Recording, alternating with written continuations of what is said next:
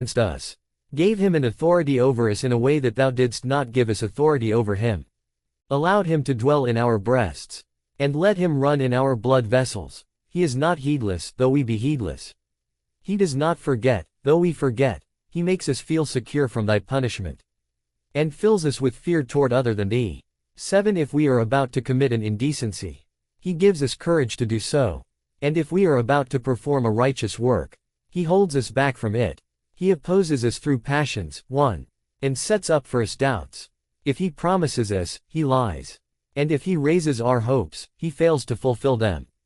If thou dost not turn his trickery away from us, he will misguide us. And if thou dost not protect us from his corruption, he will cause us to slip. 8. O God, so defeat his authority over us through thy authority, such that thou holdest him back from us, through the frequency of our supplication to thee, and we leave his trickery and rise up among those preserved by thee from sin.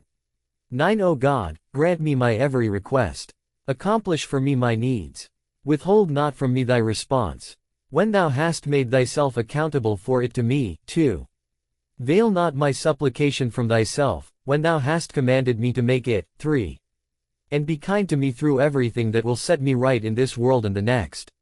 In everything that I remember or forget, display or conceal, make public or keep secret.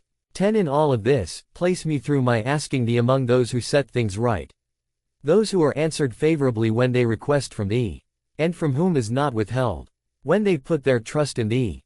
11. Those accustomed to seek refuge in thee, those who profit through commerce with thee, those granted sanctuary through thy might, those given lawful provision in plenty from thy boundless bounty, through thy munificence and generosity, those who reach exaltation after abasement, through thee, those granted sanctuary from wrong, through thy justice, those released from affliction through thy mercy, those delivered from need after poverty, through thy riches, those preserved from sins, slips, and offenses, through reverential fear toward thee, those successful in goodness, right conduct, and propriety through obeying thee, those walled off from sins through thy power, the refrainers from every act of disobedience toward thee, the dwellers in thy neighborhood, make them forget when they meet the enemy, to remember this cheating and delusive world of theirs, erase from their hearts the thought of enchanting possessions, place the garden before their eyes, and display to their sight that part of it,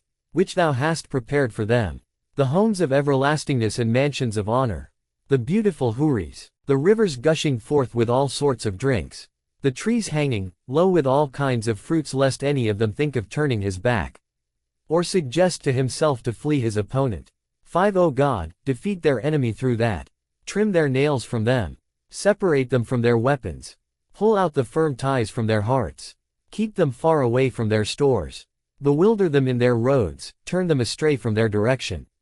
Cut off reinforcements from them, chop them down in numbers, fill their hearts with terror, hold back their hands from stretching forth, tie back their tongues from speaking, scatter by them the ones behind them too, make them a lesson for those beyond them, and through their degradation, cut off the hopes of those who come after them. 6. O God, make the wombs of their women barren, dry up the loins of their men, cut off the breeding of their mounts and their cattle, and permit not their sky to rain or their earth to grow. 7. O God, through that, strengthen the prowess 3 of the people of Islam, fortify their cities, increase their properties, give them ease from their fighting to worship thee, and from their warfare to be alone with thee, so that none will be worshipped in the regions of the earth but thee, and no forehead of theirs may be rubbed in dust, for less than thee. 8. O God, send out the Muslims of every region on raids against the idolaters who face them, reinforce them with angels in ranks from thee, till the idolaters are routed by them to the end of the land, slain in thy earth or taken captive, or till they admit that thou art God, other than whom there is no God, thou alone, who hast no associate. 9. O God, include in this thy enemies in the regions of the lands, the Indians, the Byzantines, the Turks, the Khazars, the Abyssinians, the Nubians, the Zanjis, the Slavs, the Dalamites, and the rest of the idol-worshipping nations, those whose names and attributes are concealed, but whom thou countest in thy cognizance, and overseest through thy power. 10. O God, distract the idolaters from reaching for the borders of the Muslims through the idolaters, bar them from cutting them down, through being cut down, and hold them back from massing together against them through dissension. 11 O God, empty their hearts of security, and their bodies of strength. Distract their hearts from thinking of stratagems. Make their limbs too feeble for clashing with men. Make them too cowardly for contending with champions. Send against them a troop of thy angels with some of thy severity. As thou didst on the day of Badr. 4.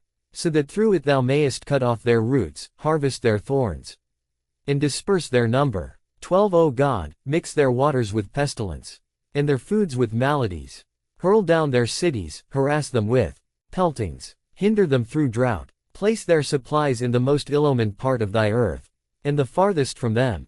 Bar them from its fortresses, and strike them with constant hunger and painful illness.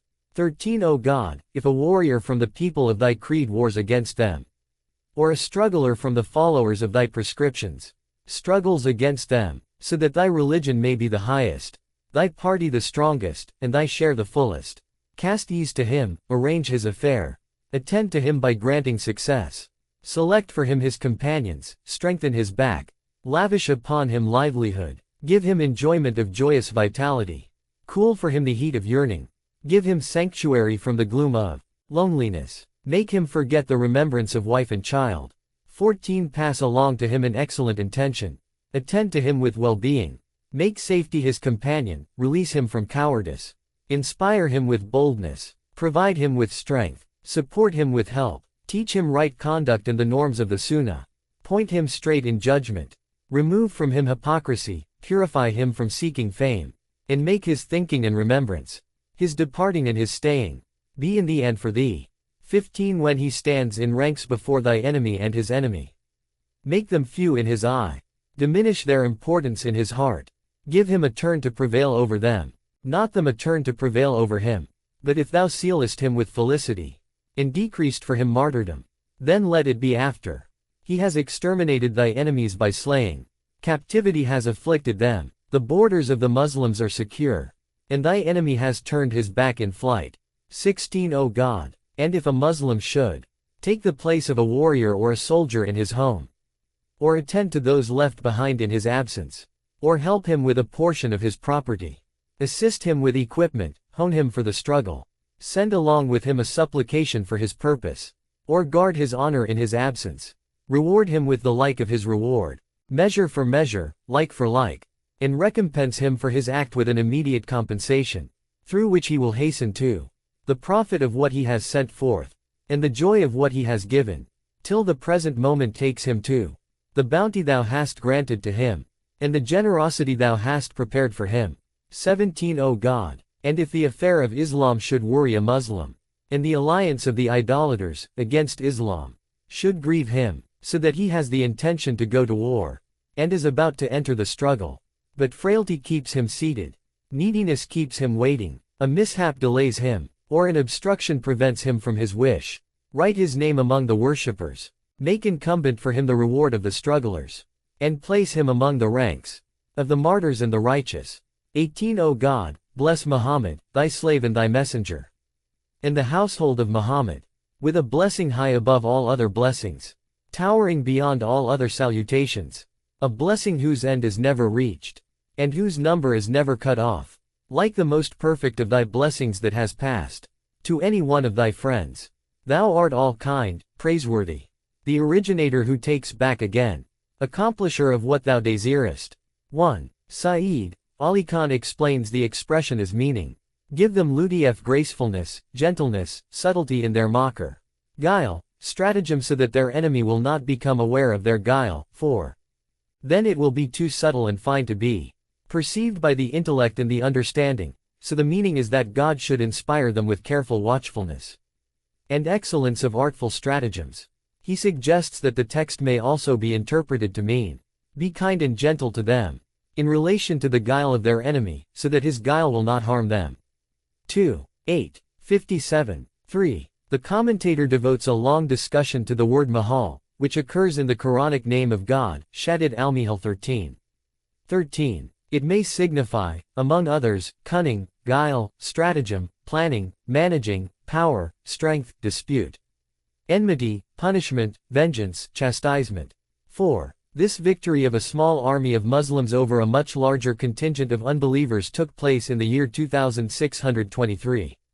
Many accounts are given of how the angels also took part in the fighting, and it is said to be in reference to Badr that God says in the Quran, "When thy Lord was revealing to the angels, I am with you, so strengthen the faithful.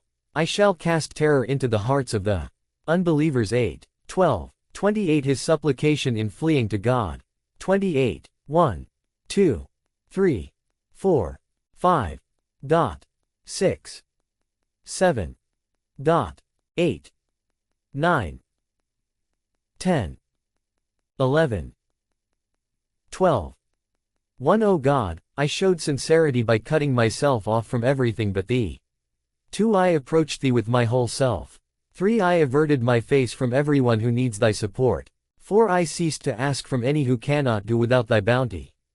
5. I saw that the needy who seeks from the needy is foolish in his opinion, and misguided in his intellect.